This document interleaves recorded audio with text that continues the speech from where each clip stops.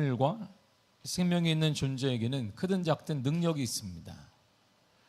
어린아이든 장성한 사람이든 차이는 있지만 모든 사람에게는 능력 다 가지고 있습니다.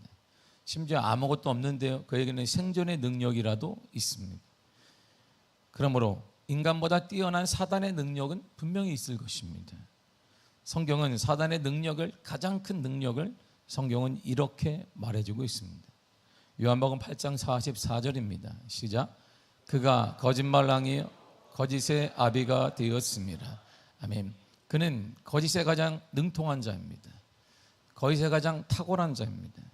처음 하와를 죄로 유혹할 때도 사단은 그럴듯한 거짓말을 했습니다. 거짓말의 묘미가 뭐냐면 사실보다도 그럴듯하다는 것입니다. 사실보다 그럴듯하지 않은데 속는 사람은 없습니다. 제가 속았습니다. 보이스피싱을 당해서 뭐 했습니다. 다 사실보다도 근사하기 때문입니다. 들었을 때 뭔가 논리적으로 앞뒤가 맞는 것 같고 따라서도 믿을만 하기 때문입니다. 그래서 거짓말이 통하는 것입니다.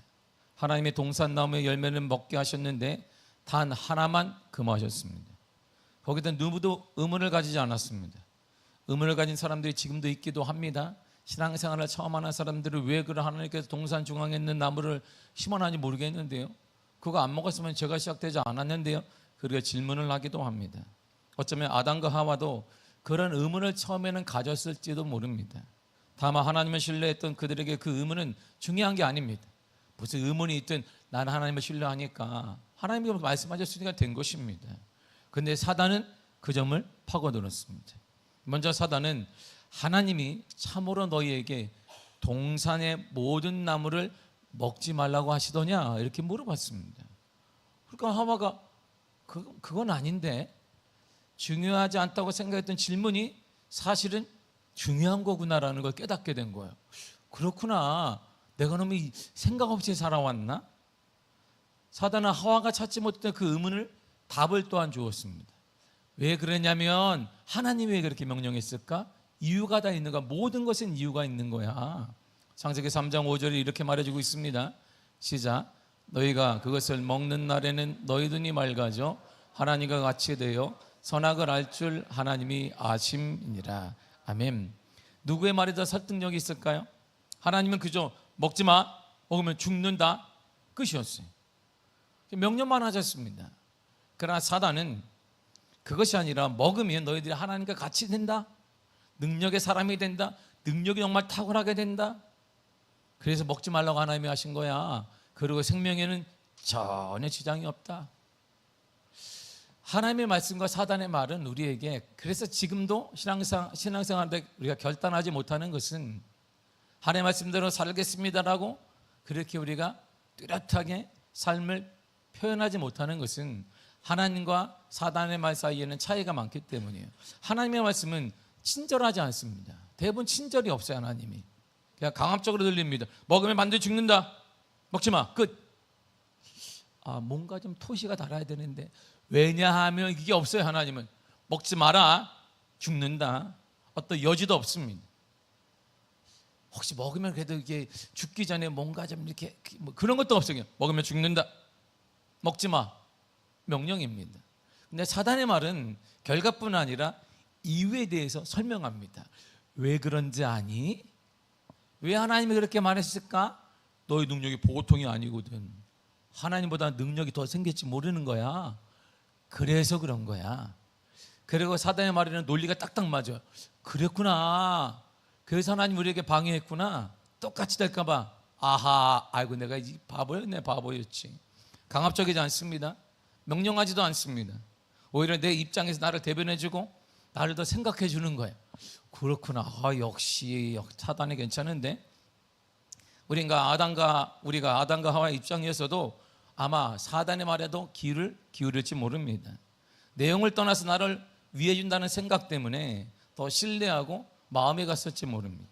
심지어 뭔가 새롭고 대단한 것을 깨닫는 것 같은 느낌도 들고 자부심도 생기고, 그래 우월감도 생기고, 그래 내가 몰랐던 그런 거야, 이야, 그렇지. 그러니까 사람들은 뭔가 신경을 찾아요. 신경을 찾으니까 이단에 빠지기도 하고 어디에 빠지기도 하고 뭐에 가기도 하고 할머니 할아버지들이 가서 사람들이 모이게 되면 여러분 뭘 팝니다 할 때 가는 이유가 뭘까요? 논리적으로 맞는 거 중요한 거 아니에요? 나를 이렇게 위해 주는 것 같은 거. 어머니 오셨어요. 어머. 따뜻하게. 집에서는 자녀들이 뭐 쳐다보지도 않는데 1년 가도 전화도 오지 않는데 오셨어요 어머니 아버님 오셨으니까요 논리가 잃어버려. 어머 이게 다 좋은 거야. 이게 뭐 100만 원짜리도 되고 뭐 500만 원짜리 되고 그냥 다 사주고 쉬는 거지. 이처럼 사단은 터무니없는 거짓말을 하지 않습니다. 사단은 우리가 믿을 만한 거짓말을 합니다. 이해할 만한 거짓말을 합니다. 좋아할 만한 거짓말을 합니다. 그래서 우리가 속는 거예요. 변함없는 사단의 전략은 오늘도 똑같습니다. 여전히 사단은 같은 방식으로 사람을 유혹하고 미혹하며 무너뜨립니다. 사단은 함께 죄짓자고 말하지 않습니다. 우리 함께 죄짓어 볼까? 우리 함께 하나님과 한번 해볼까? 하나님 혼자니까 우리 연합해서 하나님 한번 해볼까? 우리가 몇이야? 나, 너, 아담, 하와, 와 셋인데 3대 1인가 해볼까? 이렇게 말하지 않습니다. 단지 여러분의 입장에서 여러분들이 듣기 좋아하는 듣고 싶은 이야기를 내줍니다. 우리가 생각하기에 좋은 것, 옳은 것을 추구하라고 우리를 부추깁니다. 우리가 하나님의 기준에 따르는 것이 아니라 여러분의 기준이, 너의 기준이 중요한 거야. 인생은 너야. 내 인생이니까 너의 기준이 중요한 거야. 현실이 중요하니까 그렇게 살아야 돼. 이것이 죄라는 사실을 철저히 숨깁니다. 오늘날 사단의 최고의 무기는 바로 관용입니다. 관용이 무슨 죄일까요? 관용은 죄가 아닙니다.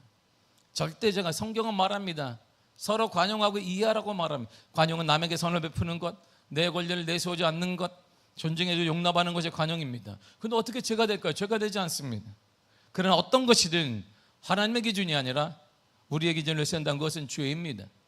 하나님의 기준에 미치지 못하는 것도 죄지만 하나님의 기준을 뛰어넘는 것도 죄입니다. 그러면서 관용이 죄가 되는 시대가 오늘날이 잘 들으셔야 합니다. 오늘날의 관용이 뭐냐면 현재 이 시대에 통용되는 관용은 모든 사람에게 다른 사람의 신념과 가치관을 생활 방식으로 받아들이, 나도 너 걸 받아들이고 너도 내 걸 받아들이는 거예요. 서로 관용하는 것입니다. 찬성하는 것입니다. 이해해 주는 것입니다. 정당하게 우리는 다 수용하는 것입니다. 그래서 이런 관용의 원칙에 따라 절대적인 진리와 하나님만을 외치는 진리는 매우 배타적이고 그리고 현대인들에게 이것은 철저히 무시당합니다. 모든 사람의 생각에 동등한 가치를 지녀야 되기 때문에 그도 옳고 나도 옳은 거야. 그러니까 오늘날은 맞고 틀림이 중요한 게 아니에요. 옳고 그름이란 없습니다. 단지 다른 거야. 조금 우리는 다른 거야. 너는 하나님을 통해, 나는 다른 것을 통해. 너는 하나님을 통해 만족을 얻잖아. 나는 다른 것을 통해 만족을 얻어. 얼마나 멋있어요? 어떤 차별이 없습니다. 그래서 차별금지법이 사람들이 모르니까 차별금지법 이렇게 좋은 건데 왜 기독교가 반대하지? 이런 어리석은 생각을 하는 것입니다.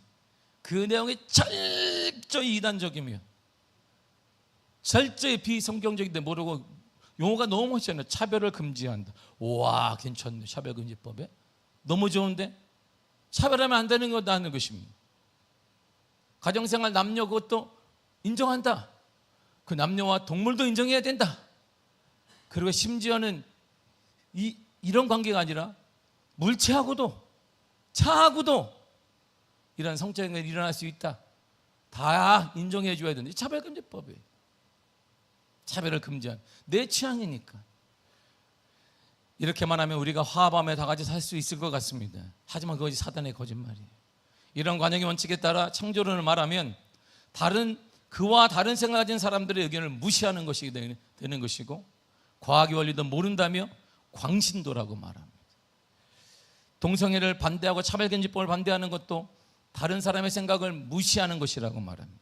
틀린 것이라고 합니다. 그렇게 말하는 사람은 사랑이 없다라고 말합니다. 동등한 인권을 가진 사람을 차별하고 혐오하는 사람이 되는 것입니다.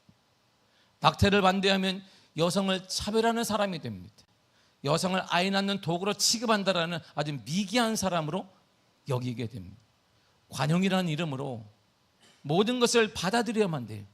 그렇지 않으면 정상인으로 살 수 없는 시대, 이게 바로 오늘날 시대예요. 그런 가치관이 지배하는 시대에 우리가 살고 있습니다. 이런 가치관은 조금씩 사람들의 마음의 생각에 파고들었고 오늘날 초등학교에 그런 교육이 만연하고 있습니다. 이런 것들이 제도화되고 교육화되고 있어요. 우리가 아무것도 모르는 이 시점 말이에요. 관용은 성경적인 가치관입니다. 근데 그 관용의 기준을 죄까지 관대하게 넓힌 것이 오늘날 사단의 거짓말이에요. 현 시대는 하나님께서 미워하시는 죄를 용납하는 것을 관용이라는 전제하에 수용하고 있습니다. 교묘한 사단의 거짓말이에요. 2000년 전에도 사단의 능력은 대단했습니다. 오늘 베드로전서는 편지를 받은 사람들을 다 이야기해 주면서 이렇게 편지는 누가 받냐면 베드로 사도가 편지를 썼어요. 자, 잘 들어라 초대교회 성도들, 예루살렘에 있는 사람들에게 쓴 게 아닙니다. 도망자들에게 썼어요. 뭐라고 썼냐면 사도 바울이 베드로가 1장 1절에 이렇게 썼습니다. 다 같이 읽겠습니다. 시작. 예수 그리스도의 사도 베드로는 본도, 갈라디아, 갑바도기아, 아시아와 비두니아에 흩어진 나그네에게 편지 썼어요. 편지를 받는 수신인들은 그들이 사는 지역에서 낯선 사람들이었습니다.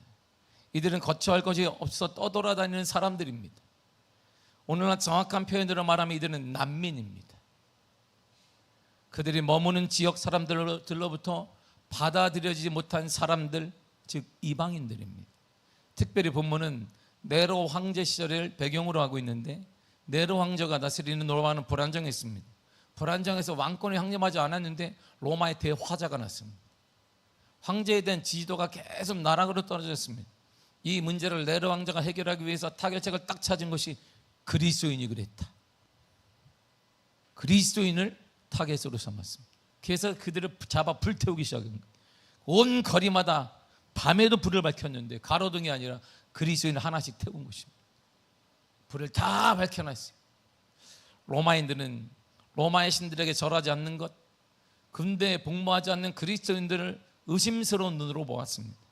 기회가 있을 때면 그들은 분노를 그리스도인에게 쏟기 시작했어요. 모든 게 저 사람들 때문이야. 우리가 전쟁에 지면 그들이 참여하지 않았기 때문이야. 문제가 생기면 그들이 동참하지 않았기 때문, 문제가 있어서 우리의 신들에게 절하지 않았기 때문이야. 그 틈만 나면 그들을 잡았습니다. 그러니 어떻게 해서 초대교회 성도들이 다 흩어질 수밖에 없어요. 나그네처럼 다 도망갔어요. 자기 하나 죽으면 됐지만 이 신앙이 내가 죽으면 단절되는 거니까, 우리 자녀들과 다음 세대에 전달해야 되니까 이들은 신앙 때문에 도망쳤어요. 그래 나그네예요. 당시 로마 제국은 기독교에 대해 관용적인 정책을 썼습니다. 이게 대단히 아이러니한 거예요. 그리스도인에 대한 고소나 고발이 있으면 처벌했습니다. 그러나 유대인들처럼 조직적으로 그리스도인을 색출하기 위해 노력하지는 않았습니다. 그렇다면 당연히 내가 관용의 정책을 쓰니까 너희들도 관용에 따라 받아들여야 되는데 소위 자신들이 말하는 예수 그리스도의 믿음만을 고집하고 있는 거예요. 이들이 생명을 다해 그럴 수 없다는 것이 당시 일반적인 로마인들과 초대교인들과 함께 사는 지역의 사람들의 생각이 달랐던 것입니다. 그러니까 이들이 계속 피해 다닐 수밖에 없어요. 흩어졌습니다. 이처럼 로마인들의 박해는 거짓된 관용에서 비롯된 것입니다. 더구나 유대인들은 예수 그리스도에 대한 이단 사상과 신성모독으로 죽은 예수를 구원자로 믿고 따르는 자들에 대한 박해가 정당화됐습니다.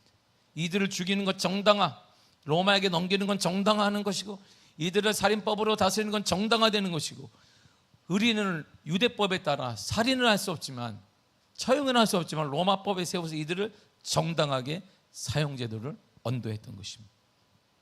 그래서 이들은 나그네했어요. 거쳐둘 곳이 없고 정 붙일 곳이 없는 나그네했습니다.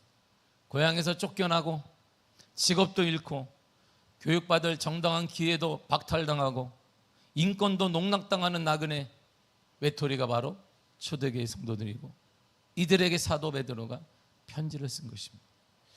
그럼에도 이들은 자신들의 신앙을 지켰습니다. 그런데 이들이 맞은 현실은 전혀 달랐어요. 본문의 12절을 읽겠습니다. 시작. 사랑하는 자들아, 너희를 연단하려고 오는 불시험을 이상한 일 당하는 것 같이 이상히 여기지 말고. 아멘. 불시험이 찾아왔습니다. 불시험은 시험을 말하는데 영어는 테스트입니다. 불시험은 문자적으로 이런 말이에요. 너희 중에 타고 있는 불, 이게 왔다는 거예요. 그러니까 불이 지금 타고 있는 거. 누가? 우리 중에 지금 불이 타고 있어요. 자, 우리가 지금 모여 있습니다. 식구들이 모였는데 거기에 불이 막 타고 있는 거예요.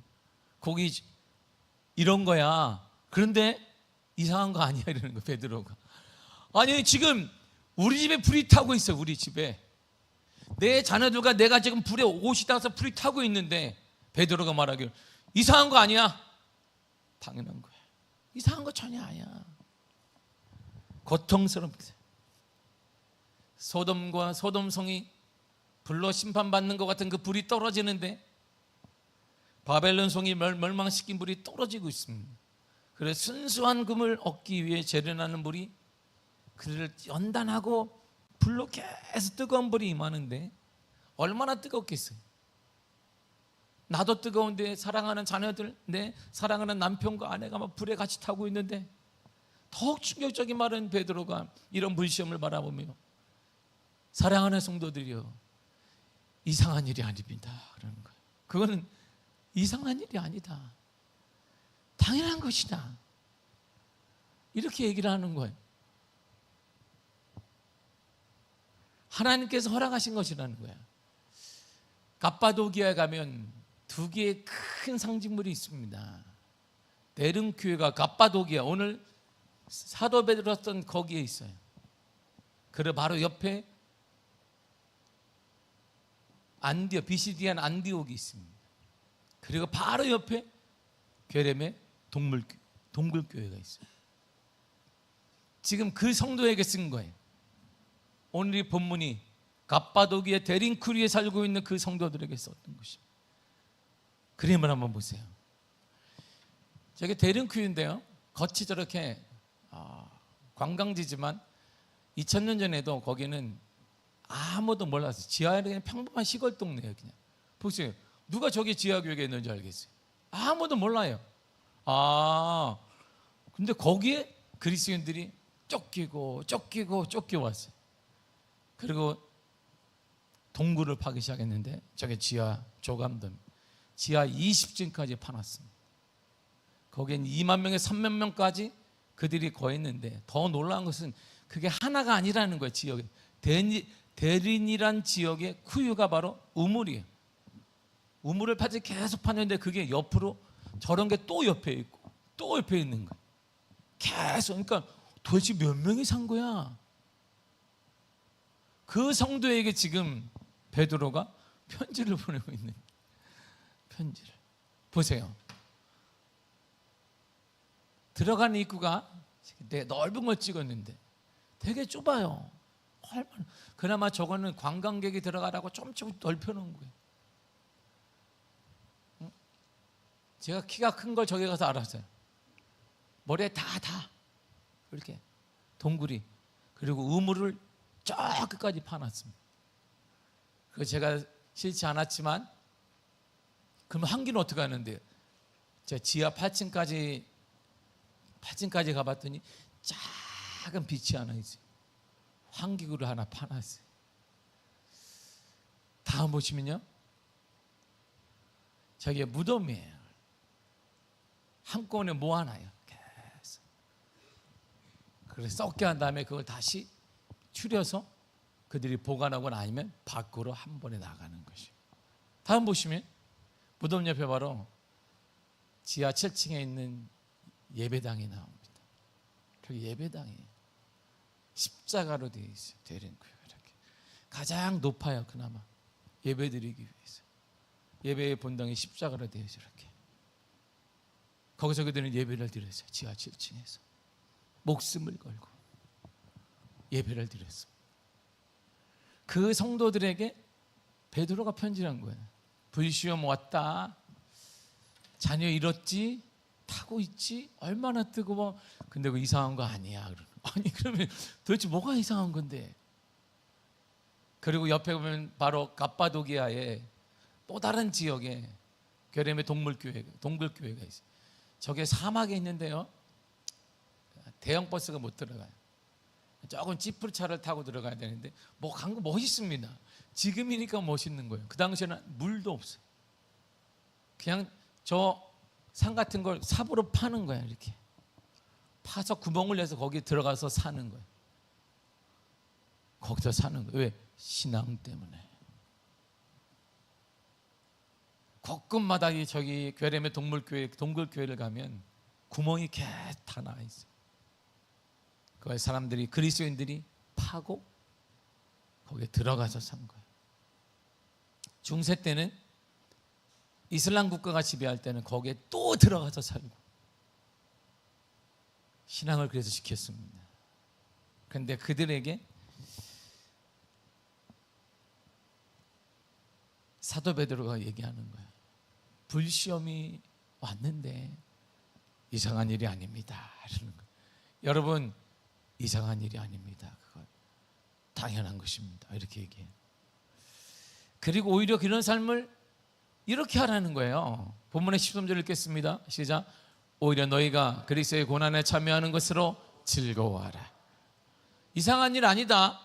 오히려 뭐하라? 즐거워해라. 이런 게 말이에요. 아니 지금 먹고 살기도 힘든데 신앙 때문에 내 자녀가 죽고 남편이 죽고 있는데 그 신앙 때문에 이들의 삶명이 대림구에 살면서 석회질 그 동굴에 살면서 나오지 못하니까 40세로 뚝 떨어져. 평균 수명이 40년밖에 못 살면서도 신앙을 지키고 있는 그들에게 베드로가 말하기를 오히려 즐거워하라 그러는 거야.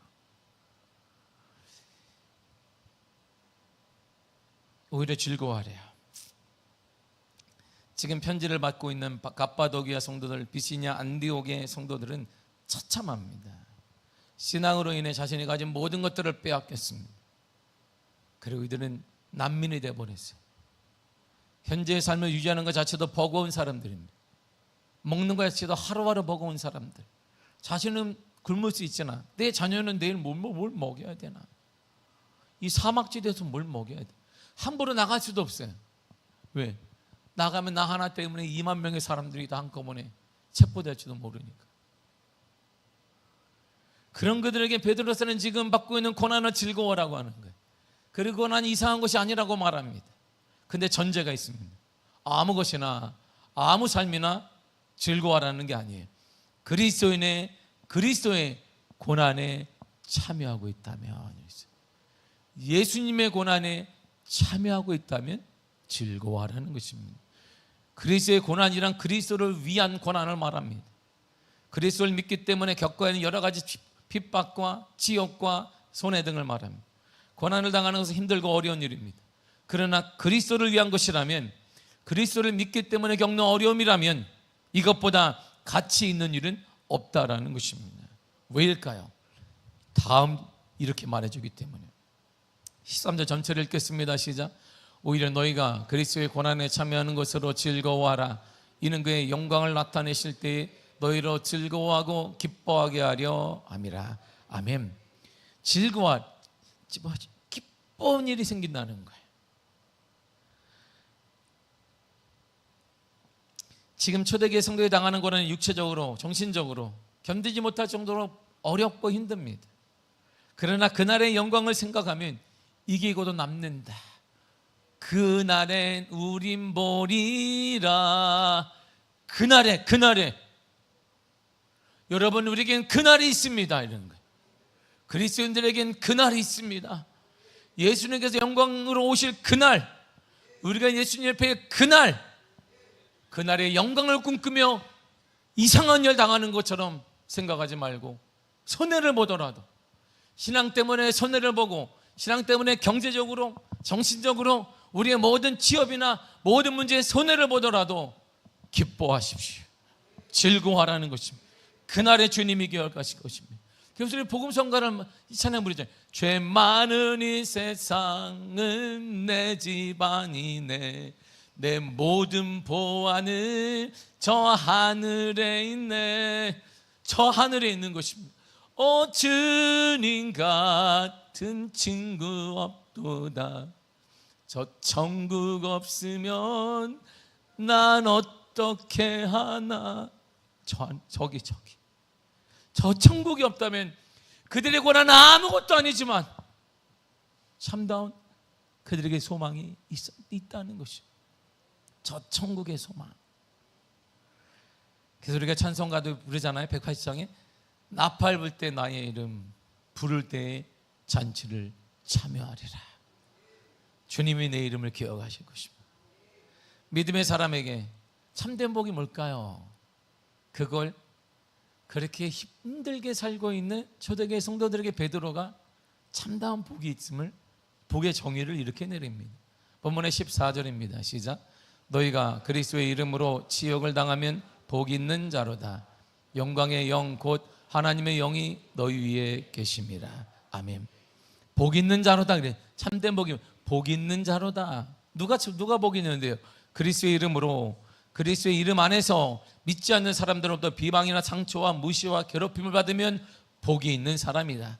네가 예수의 이름으로 손해를 보거나 예수의 이름으로 취업이나 물질이나 모든 면에 있어도 손해를 본다면 너는 복이 있는 사람이다 라는 것이. 그래서 마태 또한 이렇게 얘기했습니다. 마태복음 10장 39절입니다. 시작. 자기 목숨을 얻는 자는 잃을 것이요 나를 위하여 자기 목숨을 잃는 자는 얻으리라. 이게 복이에요. 예수님 때문에, 예수의 일 때문에, 예수 그리스도 때문에 내 생명까지, 내 모든 가치 있는 것까지 잃어버리게 되면 그는 잃는 자가 아니라 하나님의 은혜로 풍성히 받을 자가 되는 것입니다. 그리스도인들이 그리스도의 이름 때문에 고난을 당하고 욕을 받는 것은 그리스도께서 지상생활에서 당하신 고난에 참여하는 것입니다. 곧 주님 다시 오실 그때의 영광에 참여하게 될 것입니다. 이것이 복된 이유예요. 영광의 영, 하나님의 영이 너희 위에 계심이라 그랬어요. 영광의 영이 뭐예요?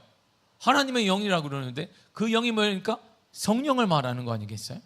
영광의 영, 영광이라는 표현은 하나님의 임재, 성령의 임재를 말합니다. 우리가 부흥을 얘기하면 내가 늘상 저도 부흥을 꿉니다. 부흥은 수가 늘어나는 게 아니라 하나님의 임재를 보는 게 부흥이에요. 예배 가운데 하나님의 임재를 경험하는 것, 이것이 부흥입니다. 우리가 꿈꾸는 부흥은 하나님의 임재를 경험하는 것입니다.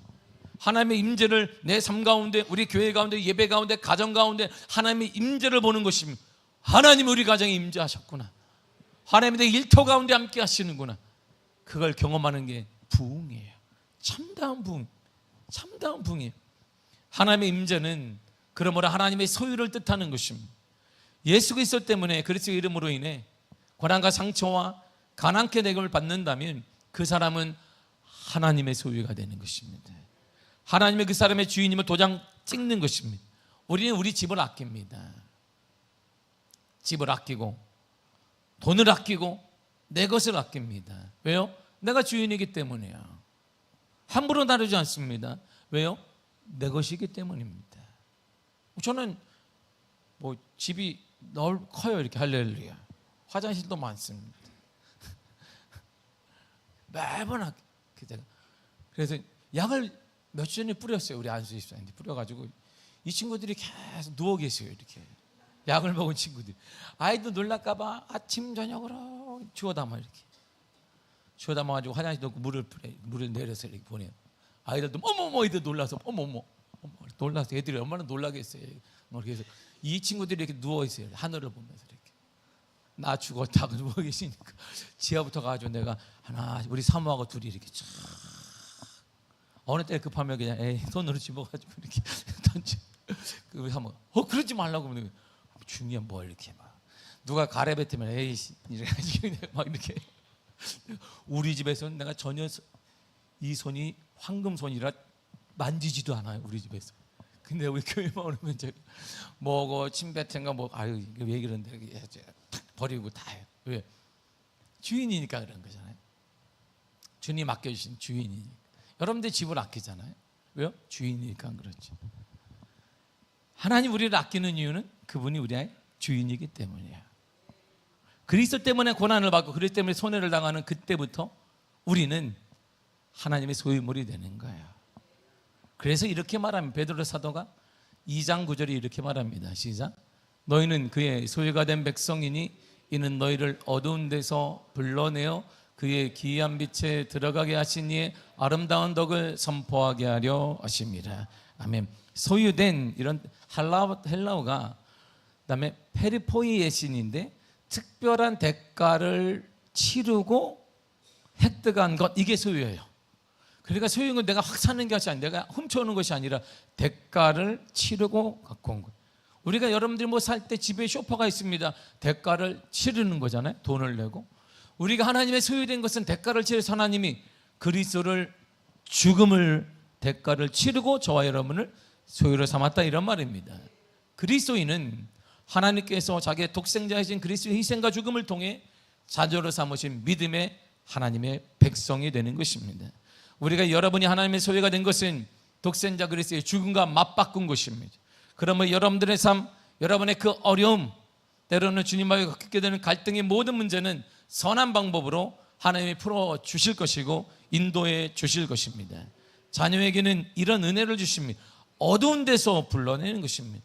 어두운 우리가 죽음의 가지 현실, 사막에서 인도내고 빛으로 인도하십니다. 여러분의 불통에서 형통으로 인도하시며, 여러분의 질병 가운데 치유로 인도하시며, 여러분의 모든 문제 가운데 하나님의 해결로 인도해 주신다, 이런 말입니다. 하나님 이 모든 과정을 통해 왜 주시느냐? 하나님의 증인된 삶을 살도록 아름다운 덕을 선포하게 하기 위해서인 것입니다. 우리의 살리신 하나님을 세상에 전하기 위한 것입니다. 그러므로 여러분들을 나를 보고 세상 사람들은 살아계신 하나님을 알게 될 것입니다. 우리 가정을 보고 세상 사람들은 하나님의 살아계심을 보게 될 것입니다. 우리 교회를 보고 세상 사람들은 하나님의 살아계심을 보게 될 것이고, 여러분들의 일터와 여러분들의 삶을 통해 하나님의 살아계심을 세상 사람들은 알게 될 것입니다. 그러므로 이 땅에서 가장 큰 복은 16절에서 반복하듯 주님 때문에 고난을 받는 것입니다. 주님 때문에 물질적인 손해를 당하고, 주님 때문에 정신적인 상처를 받고, 주님 때문에 진학과 취업과 승진 등의 불이익을 당하고, 때로는 주님 때문에 가정에 미덕이 없다며 복음을 포기하라는 것이 아니라 조금만 복음적인 삶을 놓치고 타협하라는 그 유혹 앞에 우리가 불이익을 당한다 할지라도 그걸 선택할 때 하나님께서는 우리에게 은혜를 허락해 주시는 것입니다. 바로 이때 여러분은 하나님의 소유가 되는 것입니다. 하나님의 소유물은 하나님의 친히 보호하시고 친히 안아주시며 친히 역사하시며 지켜주시게 열어주십니다. 축복과 기적의 주인공이 되는 것입니다. 이처럼 그리스도인이 받는 고난은 그리스도의 이름 때문에 받는 것이어야 됩니다. 세상의 잘못 때문에 받는 것은, 고난받는 건 철저히 회개해야 되는 것이고, 그리스도인이 자기의 악행 때문에 받는 고난은 그리스도의 영광과 전혀 의미가 없습니다. 이 악행 자체는 형벌을 받아야 마땅한 것이므로 그리스도의 고난과는 별개의 것입니다. 꿈을 공유하는 교육기업 CEO의 현승원 디슈의 원장은 30대에 이 친구는 친동생과 문을 연 동네 영어학원이 창업 8년 만인 1919년에 기업가치 3천억 원을 인정받기 전에 DCO라는 꿈을 나누는 기업이라는 이름으로 동네 영어학원을 바꿨습니다. 그는 통장 잔고 500만 원을 시작한 학원이 어떻게 이렇게 성장을 했는가, 그가 기억하면서 딱 한마디 했습니다. 모든 것이 하나님이 하신 일이라는 거예요.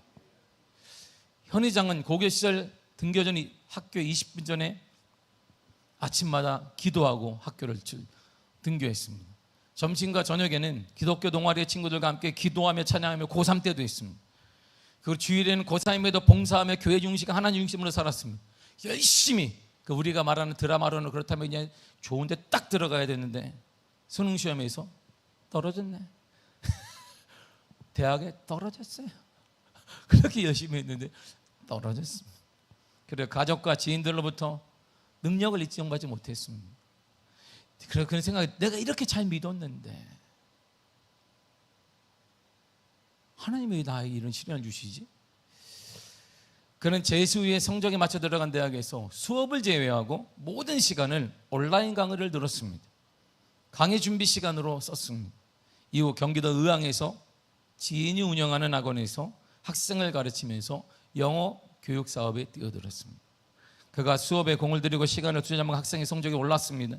그는 27세에 통장에 든 500만 원을 가지고 동생과 함께 학원문을 열었습니다. 첫 해 270명이 모이고 그 다음에 분원을 냈습니다. 그리고 온오프라인을 통합한 영어학원이 한 해가 지나자 10,000명 이상이 등록했습니다. 돈으로 따지니까 중소기업 정도의 돈이 벌기 시작했어요. 현 회장은 사회복지 공동모금회 아너 소사이어티 회원이고 월드비전 바피어스 아너 클럽의 회원이며 기아대치 최고의 후원자인 라운드 테이블 등 다양한 고액 기부자 모임에 이름을 올리고 있습니다. 보건복지부의 대한민국 나눔 국민대상 2001년에도 상을 받게 되어 있습니다. 특히 현 회장은 DCO를 통해 2014년 11월부터 현재까지 49개국 1,460명에게 50억 원 가까이를 후원했습니다. 그러나 학력된 스펙이 부족해 스타 강사가 못 된다고 생각하면서 차린 동네 학원이 경기도에서 가장 큰 규모로 성장한 것은 분명 자신의 재능이 아니라고 기도했고 판단했습니다. 그래서 동생과 함께 하나님께 할 수 있는 걸 해보자로 상의한 후에 NGO를 통해서 후원과 섬김을 시작한 것입니다. 현 회장은 가나, 우간다, 파키스탄, 캄보디아 등 교육 빈곤국에 학교 6개를 건립했습니다. 그리고 해외 선교지에서 목숨을 걸고 복음을 전하는 선교사님들을 후원하기 시작했습니다. 현 회장은 학교 한 곳에 5억 원이 드는 드림스쿨 사업을 100곳까지 늘렸습니다. 현 회장은 이렇게 말했습니다. 처음 시작할 때도 재정의 여유가 있었던 것이 아니었습니다. 그러나 하나님의 일은 즉시로 온전히 기쁘게 해야 된다는 생각에 1호 학교에 필요한 5억 원을 투자했고 지금은 100교회를 진행하고 있습니다. 얼마예요? 계산이 안 됩니다. 그러면서 이 일을 통해 놀랍게 역사하시 하나님을 기대하며 그리 아니하실지라도 지금까지 역사하신 것만으로 감사하며 늘 기도하고 있습니다.